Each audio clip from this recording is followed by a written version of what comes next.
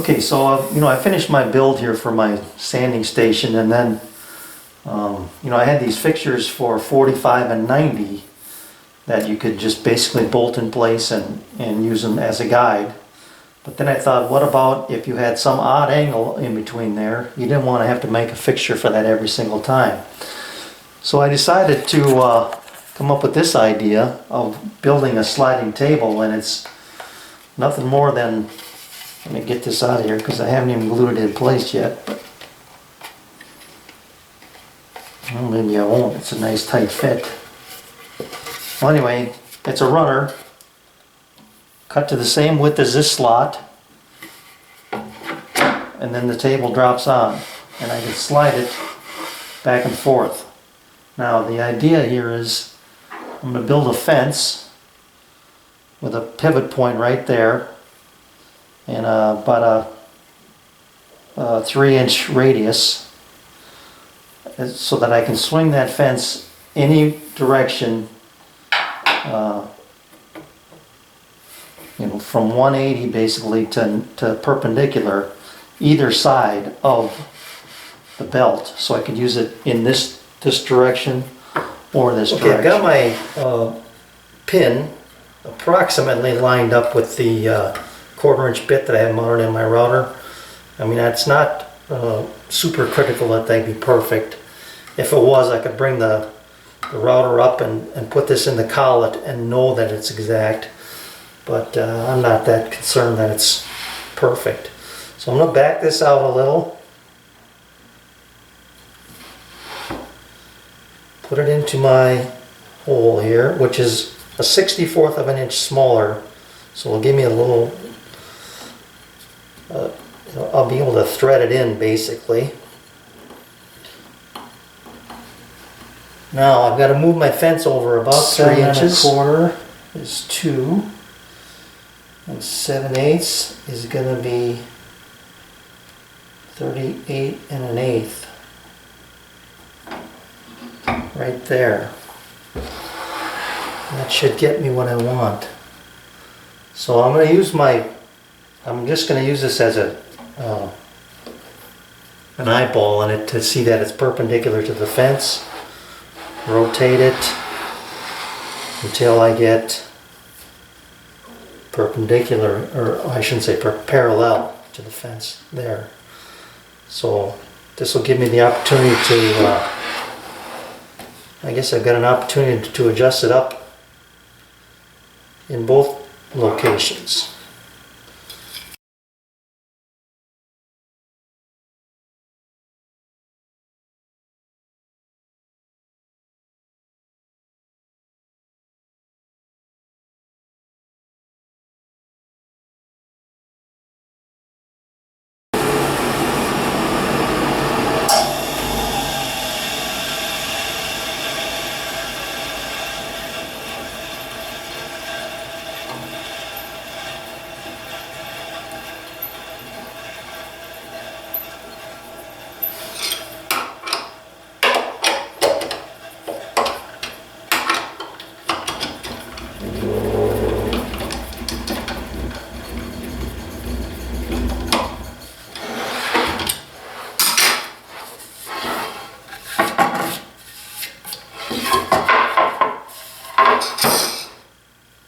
It worked out great.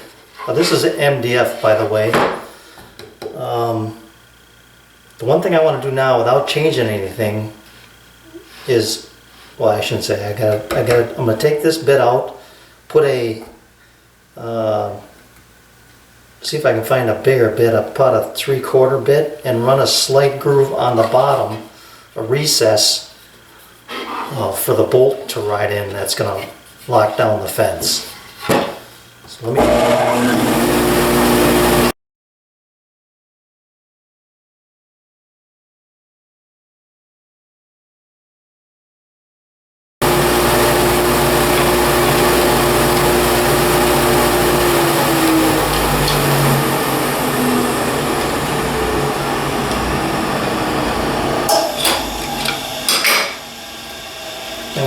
I went 2 revolutions, or 1/8 of an inch in that first pass.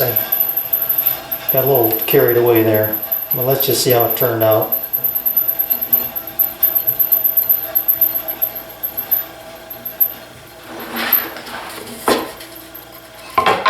Yeah, it's a little burned, but that's okay. And the depth is good. Plenty of room for that head. Now I just need to, well, I guess not. Well, yeah. I don't want it to be that tight. I've got to relieve that just a hair. So I'm going to go back to my 1/4 inch bit, use my micro adjuster here and just slide my fence over just ever so slightly to widen that groove just a bit.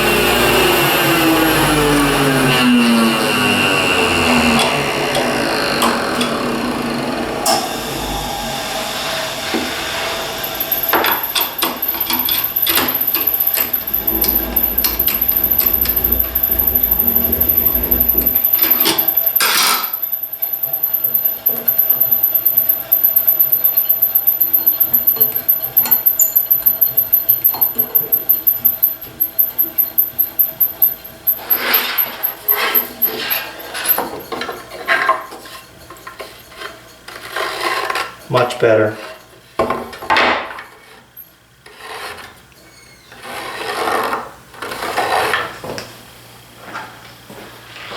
Now here's the beauty of having 2 fences without disturbing this setup over here, because I'll show you why I'm going to need that in a minute. I'm going to take this is a drop from when I built my daughter's fireplace around.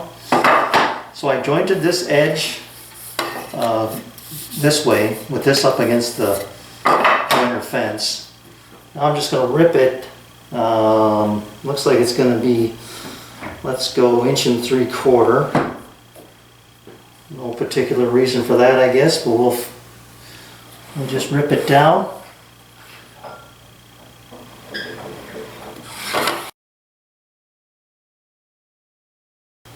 Okay, now you can see why I didn't want to change this setup. I want to use my 1/4 inch pivot point, and I want to match that radius, so I'm going to raise the bit up, and if I were to go perpendicular it would be a little off center, so I'm centering that over the hole as best I can, and then I'm just going to hold it right there. Oh, I can't do that. I can come it back till I get to center and stop. Let me do that way. Let me do it that way.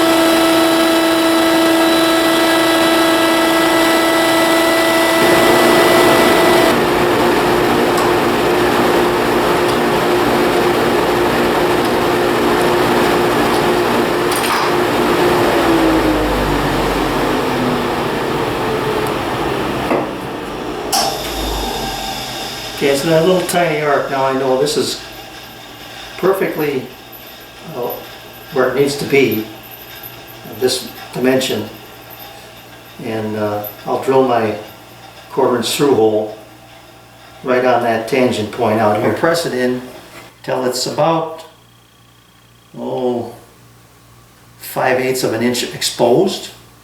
Then I'll push it into there, and we'll see how it's going to work.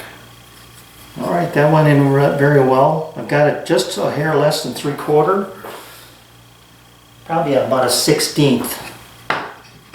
So, and then I drilled this hole out to 1/4 inch down about halfway. So I don't know which way it's. This is a 1/4 inch hole in here, but it still went in tight.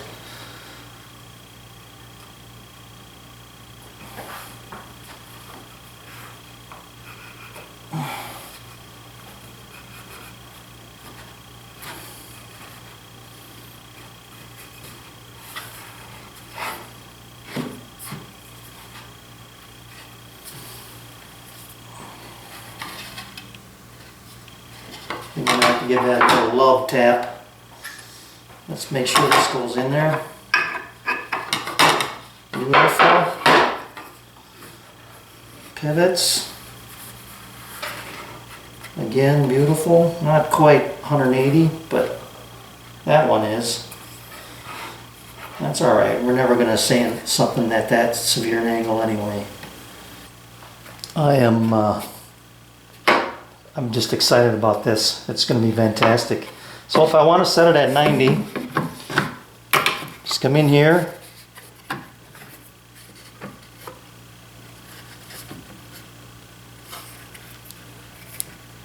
There's 90. Drop it on here. And now I can slide it or do whatever I want here. Use the whole belt. It's going to be beautiful. Change my angle to, I don't know, let's say 45.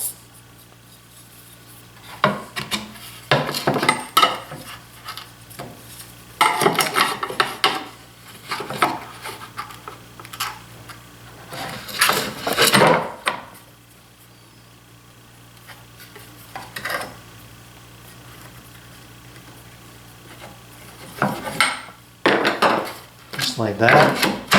Drop it in. Now I can operate at 45 degrees on either side of the fence, depending upon what I want to do. Now I still have to drill my holes out here to lock it in position if I want it locked down and not have to worry about it. It does have a tendency, because it's wider, it's more than twice as wide as this, it wants to hang out here a little bit. I think I can deal with that just by knowing I have to keep pressure here. A couple things gained by doing that. One, I can slide it on here. Just this up a little.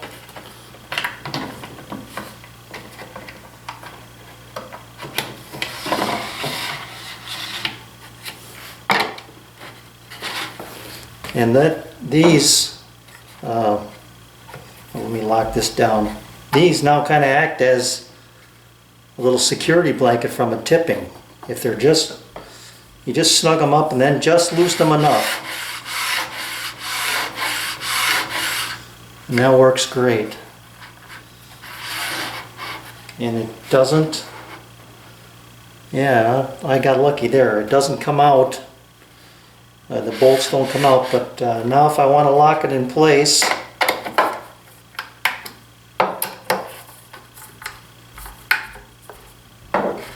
now it's stationary. Now I've got a stationary 90-degree jig, or whatever angle jig I want.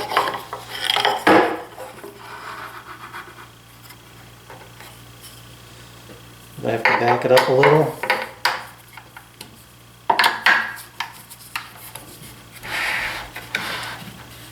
Now when it is at 45, if I'm using this edge, I am out on the one side here, but no big deal. I can still lock it. And because I have that runner, it's not going anywhere. Beautiful.